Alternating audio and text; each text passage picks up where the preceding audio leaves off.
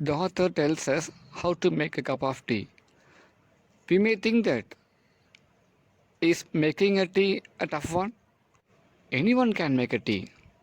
Then why the author prefer the tea as his topic? Yes, I too felt like that. But only after reading this lesson, I came to know the tea which we have is not a perfect tea. நாம் சாப்பிட்ற tea எல்லாம் ஒரு ப்ராப்பரான டீயே இல்லை. According to George Orwell, what we have as tea is not a real tea. Here, he tells some important tips, some important steps to make a nice cup of tea. Just come, we'll go and have a nice cup of tea. Sketchy, incomplete, curious, interesting, mainstay, chief support, civilization, enlightenment. If you look up tea in the first cookery book that comes to hand, you will probably find that it is unmentioned, or at most you will find a few lines of sketchy instructions which give no ruling on several of the most important points. This is curious not only because tea is one of the mainstays of civilization in this country, as well as in here, Australia and New Zealand, but because the best manner of making it is the subject of violent disputes. The author said, anyone can ask me, why did you prefer tea as your topic? And for those guys, I will say that tea played a chief support, a major support in the culture of the development of England. That is called civilization, which means culture, enlightenment, knowledge, education. We have plenty of terms for civilization. So tea played a major role in that enlightenment of England. Not only in England, but also in our Australia, New Zealand. The tea played its prominent role in civilization of those countries. In the development of those countries, tea played a major role. So tea has such an uniqueness, but still we don't have a proper manner of making tea. We don't have a proper recipe of making tea. And we have plenty of disputes, which means misunderstanding, difference in opinion, squabble in the manner of making tea. If someone says some procedure of making tea, the other will deny it, they refuse it, they begin to argue, no, this is not a way to make a tea. So like that, still we have plenty of disagreement, misunderstanding, commotion and variation in their view of making tea. That made the author to write something about the preparation of tea. That made the author quite interesting, and he thought that why can't I write some points regarding the preparation of tea? Yes, I can, I will. So George Orwell began to write his own way of preparation of a nice cup of tea. He has given some rules, certain steps to make a tea. Acutely, sharply, controversial, arguable, disputable. When I look through my own recipe for the perfect cup of tea, I find no fewer than 11 outstanding points. On perhaps two of them there would be pretty general agreement, but at least four others are acutely controversial. Here are my own 11 rules, every one of which I regard as golden. The author said when he started writing the recipe for the tea, he could find more than 11 points. He tried as much as to cut short, to write in a brief way. Still, he could not. Though he tried to concise the points, he found 11 points. And the good thing is, all the 11 points were outstanding points. Out of those 11 points, 2 or 3 points might be agreed by the people. And the major points, the major part, the most points will be under some debatable. The author knew very well that the people would not agree those points.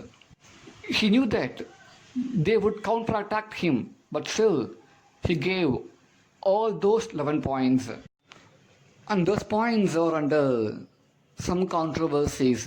Those are controversial points, but the author did not mind about those things. He just began, he started his work, and he gave those 11 rules to us. Instead of telling points, we can say rules. 11 golden and outstanding rules to make a cup of tea. Virtues, qualities: despise, hatred, stimulation, refreshment, optimistic, positive. First of all, one should use Indian or Ceylonese tea. China tea has virtues which are not to be despised nowadays. It is economical and one can drink it without milk, but there is not much stimulation in it. One does not feel wiser, braver, or more optimistic after drinking it. Anyone who has used that comforting phrase, a nice cup of tea, invariably means Indian tea. The first thing is we have to choose the type of tea which we would like to have. So we have Indian tea, Ceylonese tea, and China tea. Out of these three, first we have to choose our tea. As far as China tea is concerned, it is quite economical. It has some good virtues in the sense qualities.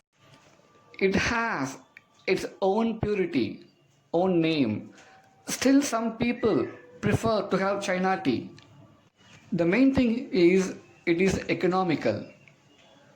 You don't need to add milk for China tea.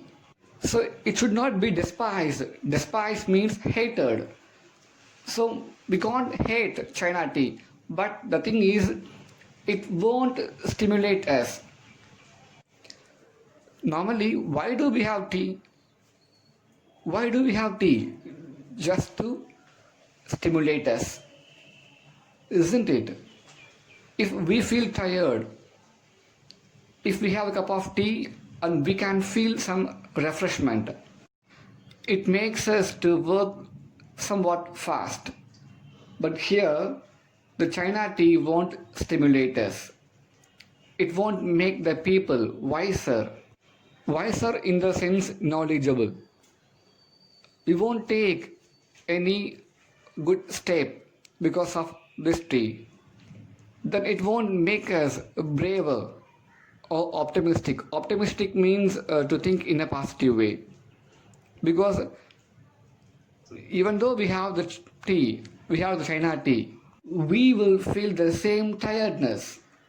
According to George Orwell, He simply said that China tea won't stimulate us. It won't make us too brave. Here, brave means boldness. It won't make us to move in a positive way. So, it is better to avoid China tea. In reality, the term a nice cup of tea, it is a phrase. A phrase, a nice cup of tea, belongs to our Indian tea. Yeah, none other than our Indian tea. Our Indian tea only has all the qualities. It will stimulate us, it will make us wiser, braver, and move in a positive way. It will make us to take some right decisions at right time. And these things can't be done by China tea. Cauldron, big pot used for boiling, earthenware, ceramics, crockery.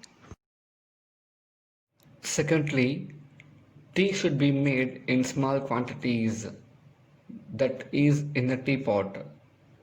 Tea out of an urn is always tasteless, while army tea made in a cauldron tastes of grease and whitewash. The teapot should be made of china or earthenware. And the second golden rule is tea should be made in a small pot. It should be made in small quantity. So it is always advisable to prefer teapot. Here we want to know a meaning of a term urn. Urn means a large container. If we make tea in a large container, it will not give the real taste of a tea. So we have to decide the quantity and the vessel which we make tea. If you make tea in an urn or in some big container, it won't give real taste. Those teas are tasteless. And normally, the army tea has the taste and smell of grease and whitewash since it was made in cauldron. Because cauldron is not a vessel which was made to make a tea. It was invented to prepare some other dishes, not a tea. So it only gives the taste of grease and whitewash. So teapot should be made in either china ware or in earthenware, which means pinggan, china ware, pinggan, and earthenware, manpadam. So the pot should be made in these two things that only gives a real taste of the tea.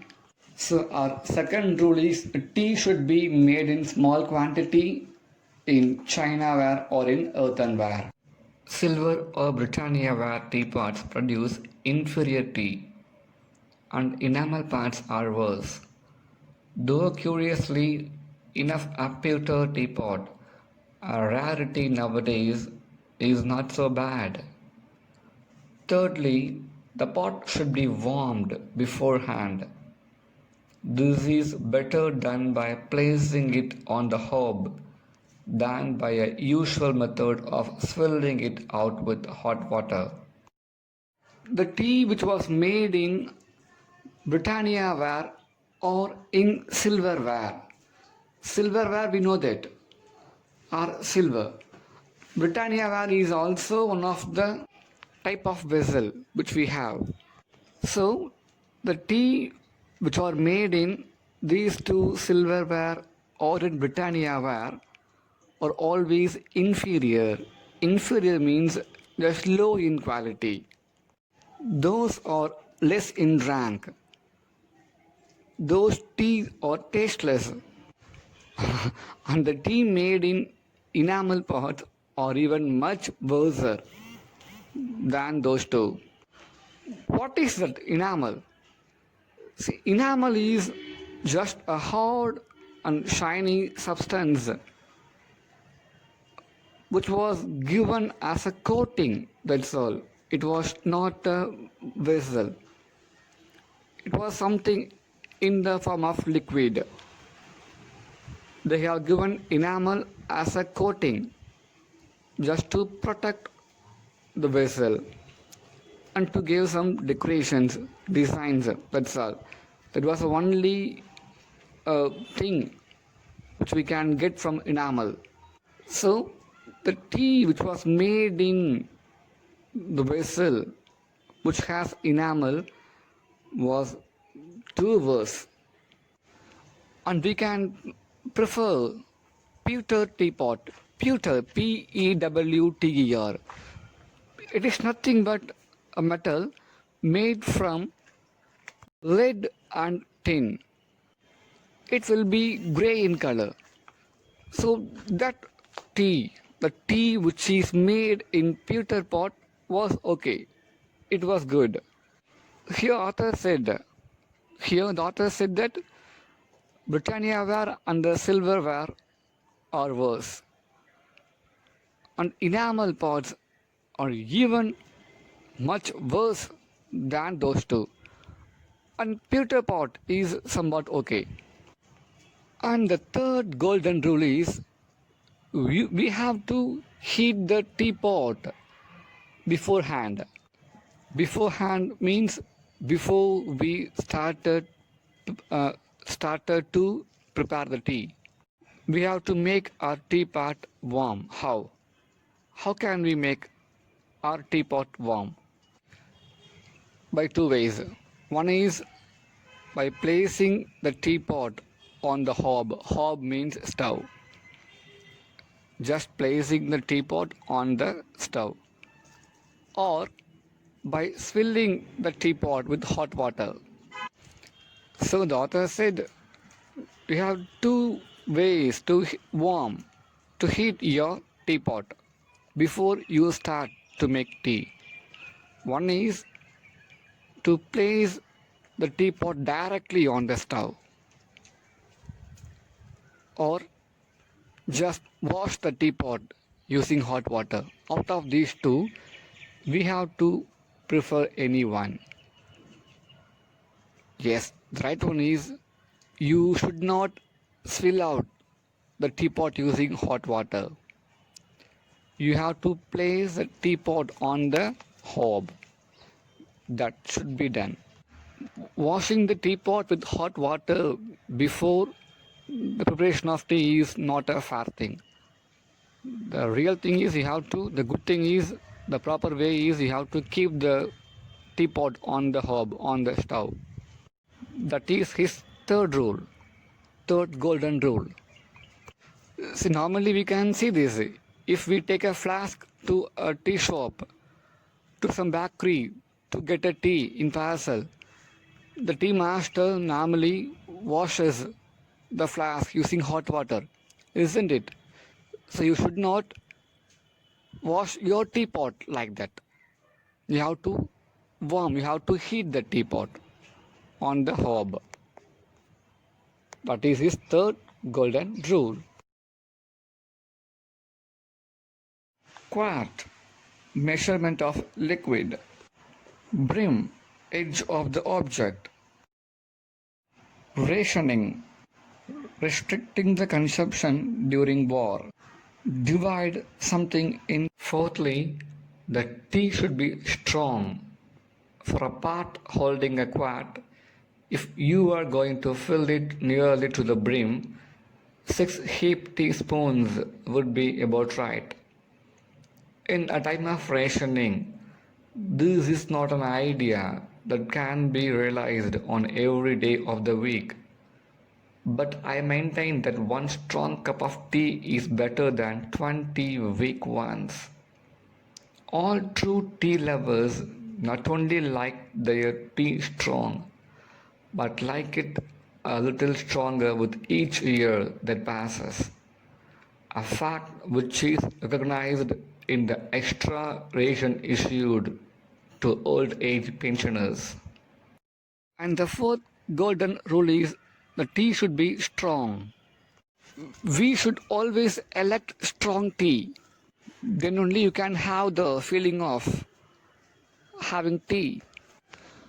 And for a part holding a quart, here quart means a quantity, almost a liter, almost 1 liter. See, the quantity varies from nations to nations. So, almost in some nations, uh, it is just 1.13 liters, so it varies. So, we just have 1 liter. So, for the part holding 1 liter, and if you are going to fill up to the brim, you have to add 4 heaped teaspoons of tea leaves. Brim is a top edge of a glass. See, you have preferred a pot which can hold a quart. And if you are going to fill it up till the brim of the pot, you have to prefer 4 heaped teaspoon of tea leaves. Then only your tea will be strong. Heap is nothing but taking large quantity in spoon without spilling it. And the thing in the spoon will be like a small mountain, like a small hill, and it should not spill out. That is called heaped. So if you take a quart of teapot, and if you are going to fill till the brim of that teapot, you have to add minimum 4 heaped teaspoon of tea leaves. That is the ratio. Sorry, 6. I told 4. In fact, you need 6 heaped teaspoons. But the same thing can't be followed in the time of rationing. During the time of rationing, you can't have 6 heaped teaspoon every day. Rationing means some restrictions in the usage and in the providing system. So normally we have ration shop, isn't it? In the ration shop, they only give required quantity of food items to us, isn't it? Like that. When the war gets over, after the war, normally they will follow, in England, they follow the ration method, ration system. On those days, they won't give too much of tea leaves to them to have a tea. During those period, they have to maintain the usage of the tea. In that period, you can't have 6 heaped teaspoon to have tea, isn't it? Here, author said that it's better to have 1 strong tea better than 20 weak tea. 1 strong tea is equal to 20 weak one. So you prefer to have a strong tea. And for the rest of the day, he won't have tea because he won't have the tea leaves. So he uses all the tea leaves together and have a strong tea. So if he has a tea, that will be much stronger, or else he doesn't like to have a tea. Like that, the author said, if we have a tea, definitely tea should be strong. Not only the author, not only George Orwell, all the tea lovers prefer to have tea in strong. They always like to have strong tea. They not only like the strong tea, the true tea lovers not only like strong tea, they like to add strong to the tea when the years, when the days passes. For example, for this year, if they add 3 heaped teaspoons, the next year they would like to add 4 teaspoons. Then the following year 5, then 6, then 7. So they just like to increase the strong of the tea.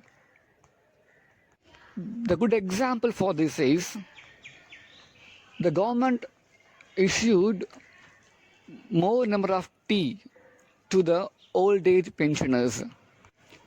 So for the old age pensioners, the government issued more ration, especially in tea, because they know that these people would like to have tea much stronger than they had in their past. Each and every weeks or months or year, they would like to add strong, which means somewhat more stronger to their tea. Dangling, hanging, infuses, soak, stray, abandoned, wandering. Spout, a pipe-like opening in a teapot through which tea is poured. Fifthly, the tea should be put straight into the pot. No strainers, muslin bags, or other devices to imprison the tea.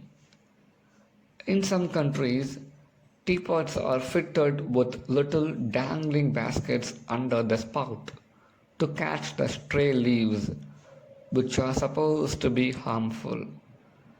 Actually, one can swallow tea leaves in considerable quantities without ill effect. And if the tea is not loose in the pot, it never infuses properly. And the fifth golden rule is the tea should be added straightly into the pot. You should not use any devices to imprison the tea. Here, tea refers to tea leaves. And we should not use any strainers or muslin cloth to imprison the tea. Here, imprison means just arrest.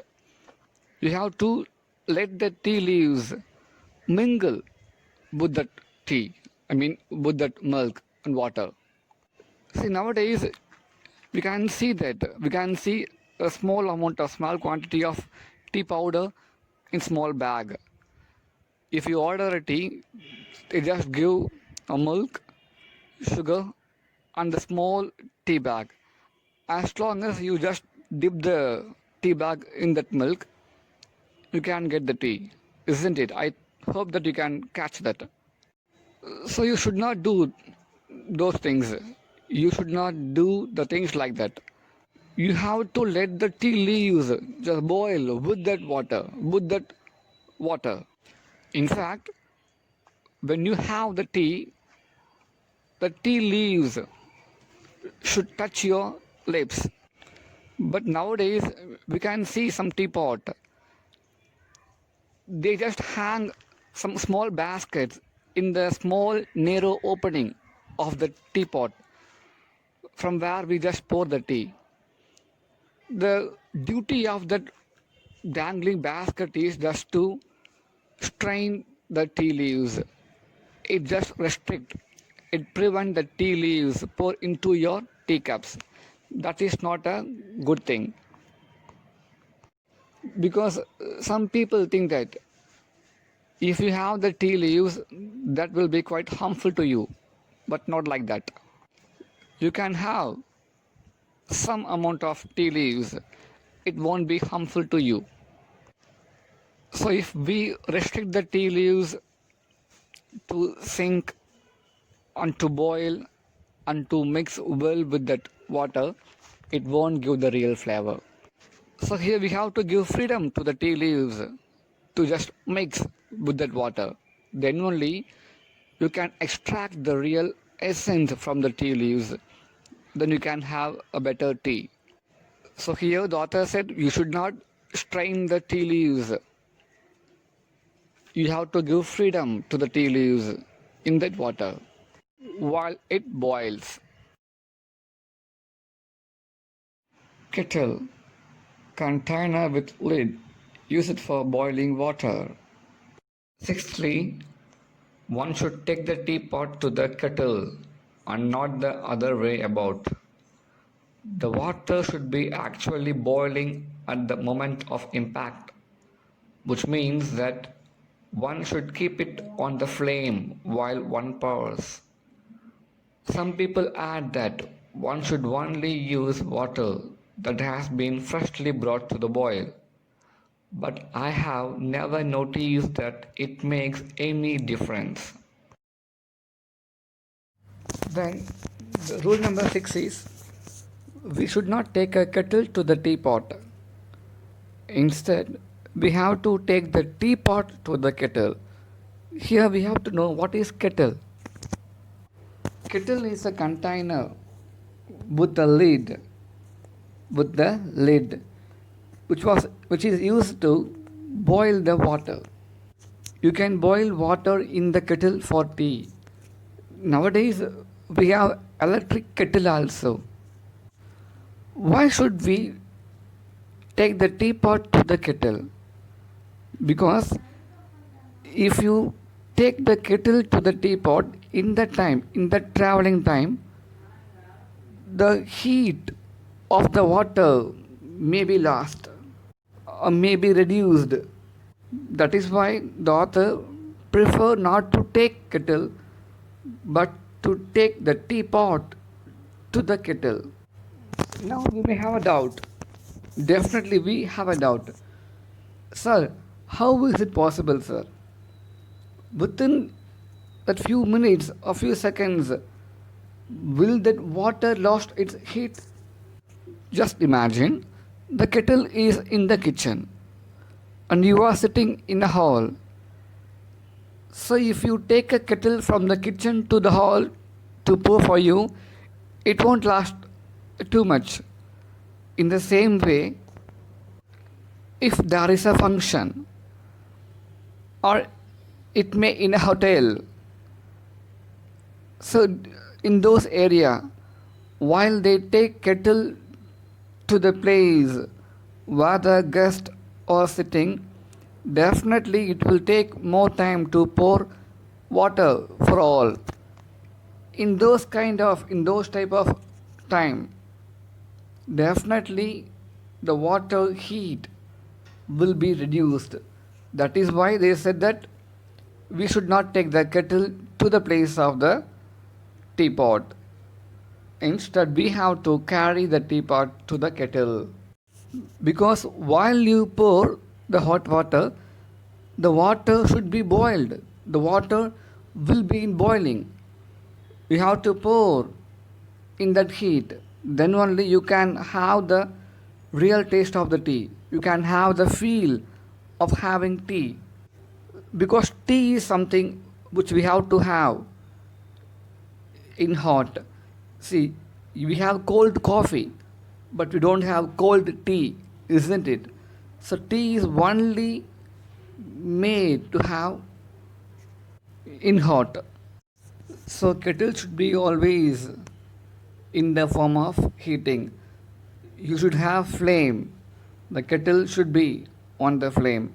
Or you may have electric kettle. So when you add tea leaves, the water should be in the stage of boiling. You have to add the tea leaves in the hot water. So because the author firmly believes that even the 10-second or 5-second gap will change the entire character of the tea, entire taste of the tea. And some people say is that only we should use fresh water, which means newly boiling water.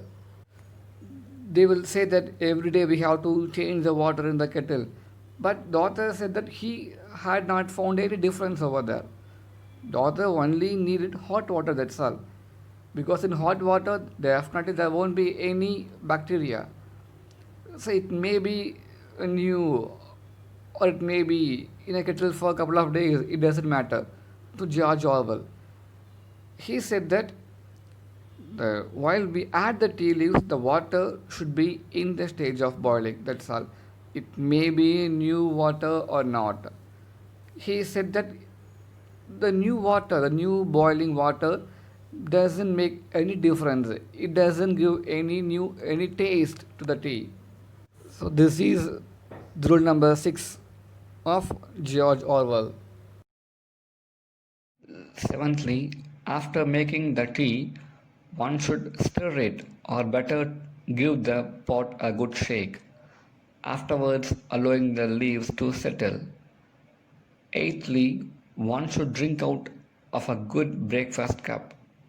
That is the cylindrical type of cup, not the flat or shallow type. The breakfast cup holds more, and with the other kind, one's tea is always half cold before one has well started on it. Now we are in rule number 7.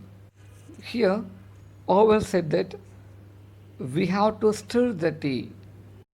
So we have to stir the tea after it was made, or else we have to give a shake in the teapot. After the shake, we have to let the tea leaves to settle, because while we shake, the tea leaves will be disturbed in the tea. So after we shake or stir, we have to let the tea leaves to settle. That is rule number 7. Cream is a dairy product composed of the higher fat layer skimmed from top of the milk. Ninthly, one should pour the cream of the milk before using it for tea. Milk that is too creamy always gives tea a sickly taste. And the ninth rule is we have to remove the cream from the milk. So here the milk should not have any cream in the upper layer, because the presence of the cream in the milk will give sickly taste. It will affect the real taste of the tea. So we should not have the cream in the milk. Liable, reasonable, likely. Tenthly, one should pour tea into the cup first. This is one of the most controversial points of all. Indeed, in every family in Britain, there are probably two schools of thought on the subject. The milk first school can bring forward some fairly strong arguments, but I maintain that my own argument is unanswerable. This is that by putting the tea in first and stirring as one pour, one can exactly regulate the amount of milk, whereas one is liable to put in too much milk if one does it the other way round. And the 10th point, moreover, it is the most controversial point. It is about the mixing of tea and the milk. Some people say we have to pour the tea first, then only we have to add milk. And some people say that no, first we have to pour milk and we have to add tea into that milk. So, this is the most controversial point that the author faced. So, normally in Britain, there are two groups of people, which means here the author has mentioned the word two schools. Here, schools means not real school, just two sets of people, two sets of family. One group would like to pour milk into the tea, and one more group would like to add tea to the milk. They would like to add milk first. So here they are called as milk first school. Those people began to argue strongly. The people, the group who belonged to milk first began to argue. They said strictly, no, no, first we have to add milk, then only we have to add tea into that milk. But the author was very strict, very stubborn in his decision. He firmly believed and he said that first we have to pour tea, then only we have to add milk. Because while you adding milk into the tea, you can adjust the amount of milk, because tea is something which should have the taste of tea, not a taste of milk. While you are adding milk to the tea, while you are adding little by little, while you add the milk little by little, you can know you can know the real quantity and real the needy of the milk. You can know the real measurement of the milk. After a certain stage, you can stop pouring the milk. So if you don't like, you can stop pouring the milk. You can reduce the presence of milk in the tea. Meanwhile, for the milk first school, for the people who would like to add milk first, just imagine for them, they have milk in a cup. Now they are going to add tea into that milk. They have added little amount of tea into the milk. After that, they have the feeling of presence of more amount of milk. At this stage, what can they do? They are in corner. They are helpless. They could not do anything, because already they have added little amount of tea into that milk. So now you should not remove the milk. But here, in tea first school, they can do the adjustment according to their need of the milk. So in milk first school, you can't do any adjustment, because already you have milk in a cup. Though you like, you can't remove the milk from the cup. Whereas in tea first school, according to your requirement, you can add milk. That is why the author always prefer to add tea first, because the presence of too much of milk also will affect the real flavor and taste of the tea. Lastly, tea, unless one is drinking it in the Russian style, should be drunk without sugar. I know very well that I am in a minority here, but still, how can you call yourself a true tea lover if you destroy the flavor of your tea by putting sugar in it? It would be equally reasonable to put in pepper or salt. If you sweeten it, you are no longer tasting the tea, you are merely tasting the sugar. You could make a very similar drink by dissolving sugar in plain hot water.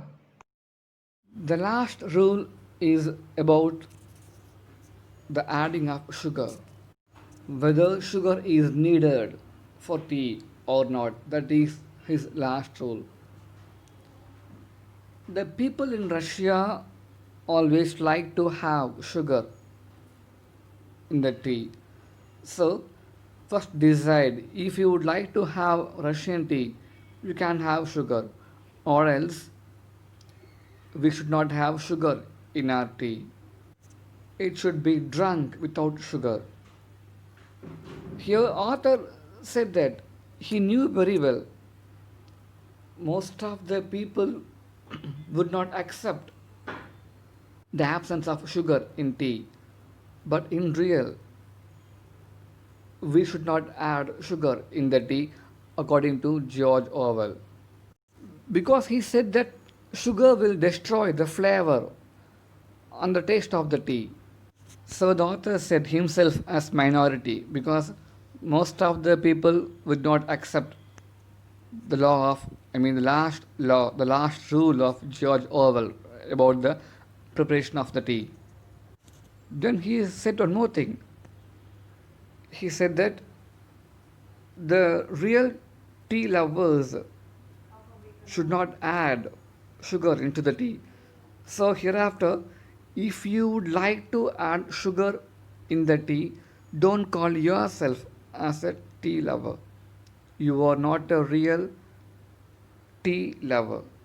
So don't call yourself as a real true lover of the tea, because a true lover of the tea should not add sugar into the tea. And he said that even you can add pepper or salt. If you have a place to add sugar, why can't you add pepper or salt in the tea? Will you add salt and pepper in the tea? You won't. Then how can you add sugar in the tea? So he said, if we add sugar in the tea, it will just destroy the real taste and flavor of the tea. And merely we guys are merely tasting the sugar, not we are tasting the real taste of the tea. While adding sugar, we are just taste the taste of sugar. Then we can get the same taste while you add the sugar in hot water. We should not need any tea. He said that if we dissolve sugar in plain hot water, we can get the same taste. Why should we need tea or tea leaves to taste the sugar?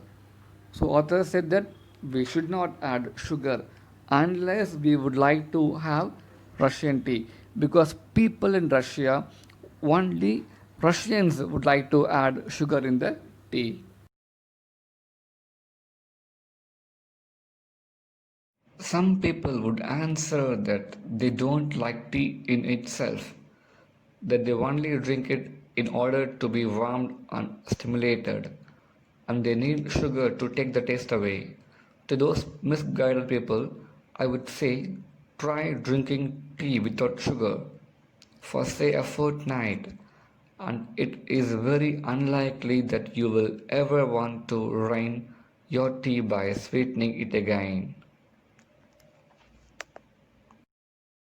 And some people said that they really don't like to have tea. They want to be stimulated. That's all. So they really don't like to have the real taste of the tea. For those guys, yeah, they could have sugar because they only drink in order to be stimulated or warm. That's all. They may feel cold. In that cold, they need something to go inside their throat in hot way, in hot. That is why they prefer tea. For those kind of people, the rules of George Orwell would not be acceptable. And here the author called those people as misguided people. And he said to those misguided people, if you just have tea without sugar for 2 weeks, a fortnight means 2 weeks. If you have tea without sugar for 2 weeks, automatically you will be adapted to have tea without sugar, because you will come to know the real taste of the tea. So automatically you will avoid adding sugar into the tea. Then after that, you really never add sugar and spoil the real taste of your tea.